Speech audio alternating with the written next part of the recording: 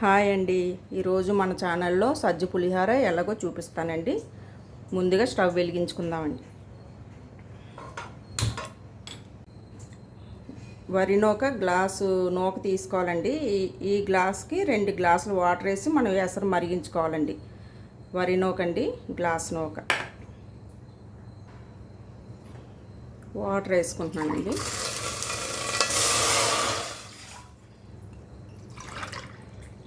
రెండు గ్లాసులు వాటర్ వేసుకో. కాస్త ఆయిల్ వేసుకోవాలండి. ఆయిల్ వేసుకుంటే పొడి పొడిగా వస్తుంది నూక. కొద్దిగా సాల్ట్.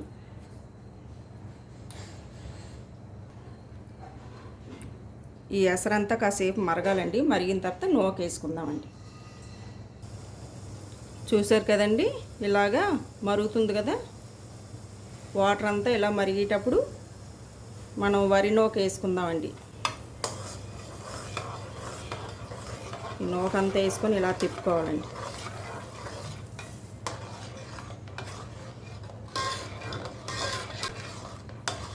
రెండు నిమిషాలు ఉడికించుకుందామండి.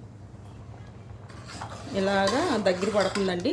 స్టవ్ సిమ్లో పెట్టుకొని మూత పెట్టుకొని అలా మగ్గించుకోండి. సిమ్లో పెట్టుకొని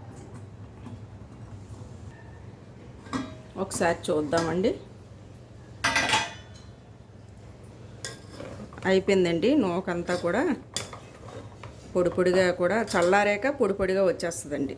మనం చల్లారిన తర్వాత పులిహార ఎలా కలుపుకోవాలో చెప్తాను, మీకు చూపిస్తానండి.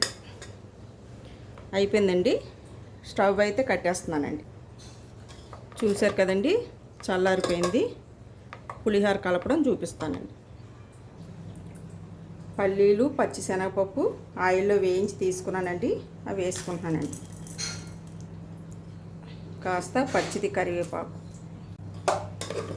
ఈ ఉడికించిన నూక వేసుకుందామండి.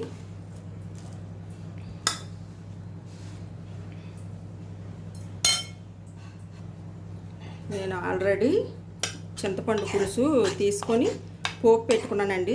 పల్లీలు, పచ్చిశనగపప్పు అన్నీ వేసి, ఎండుమిరపకాయ, పచ్చిమిర్చి, అల్లం అన్నీ వేసి నేను పోపు పెట్టుకున్నానండి. అవి వేస్తున్నానండి.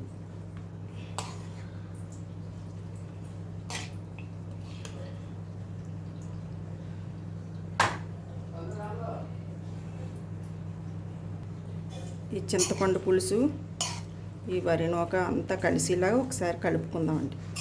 టేస్ట్ అయితే మాత్రం చాలా బాగుంటుందండి. చూశారు కదండి, సజ్జ పులిహార రెడీ అయిపోయింది. నేను ఆల్రెడీ చింతపండు పులుసులో కూడా సాల్ట్ వేసానండి. అలాగే వరి నూక మనం ఎసరులో కూడా కొద్ది సాల్ట్ వేసాను కాబట్టి సరిపోయిందండి. లాస్ట్లో మనం కాస్త నిమ్మరసం వేసుకోవాలండి. కొద్దిగా నిమ్మరసం వేసుకొని ఒకసారి కలిపేసుకుందామండి.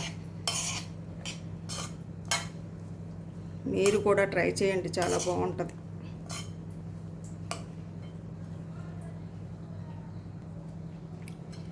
టేస్ట్ అయితే మాత్రం చాలా బాగుందండి.